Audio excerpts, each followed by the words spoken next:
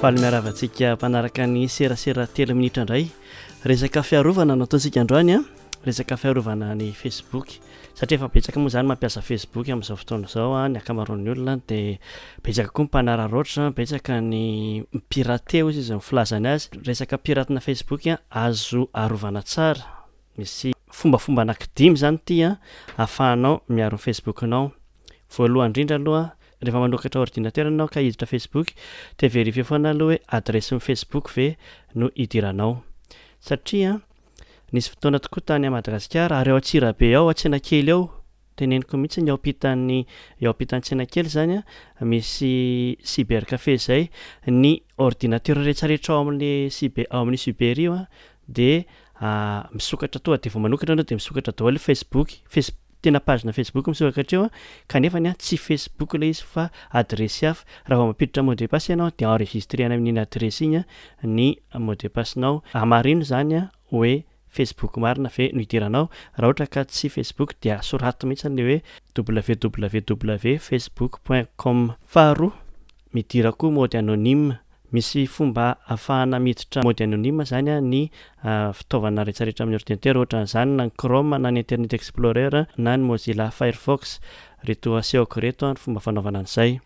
Anisan'ny tena ilaina le mode anonyme hoe raha sendra voahidinao tampoka ny ordinateur na ny manidy Facebook tampoka ianao ohatra hoe lany ny vola amin'ny cyber nefany a ela be le mbola ikliquer hoe déconnecter sy ny sisa dia tonga dia manao mode anonyme fotsiny, tonga dia tsy maintsy mampiditra mot de passe izay miditra manaraka eo.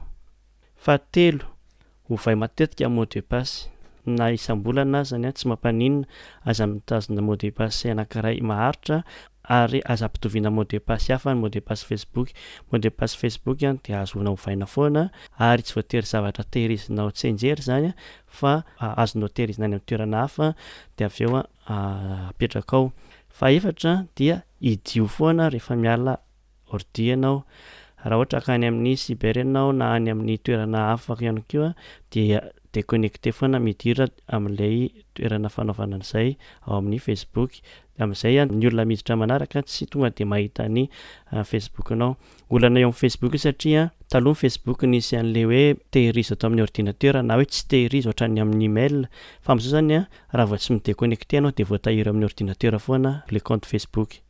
Ary fahadimy farany a jerevy matetika hoe avaiza ianao niditra avaiza le comptenao no connecté atao amin'ity paramètre ity no ahitanao an'izany a dia avao hoe taiza daholo ny idiranao raha ohatra ka misy toerana izay tokony manalasala dia azonao idina, azonao déconnectena. Dia izay indray ny resaka androany a mety zavatra ilaitsika amin'ny fiainana ihany indrindraindrindra eo resaka mampiasa Facebook a dia manaraka indray isika mitady zavatra hafa mety mahaliana. Aza adina hatrany manindra an'ilay subscribe raha ohatra ka mbola tsy nanao an'izay ianao a mba ahafahanao manaraka ihany rehefa misy video mitranga ataoko manaraka be da be zany teny zany.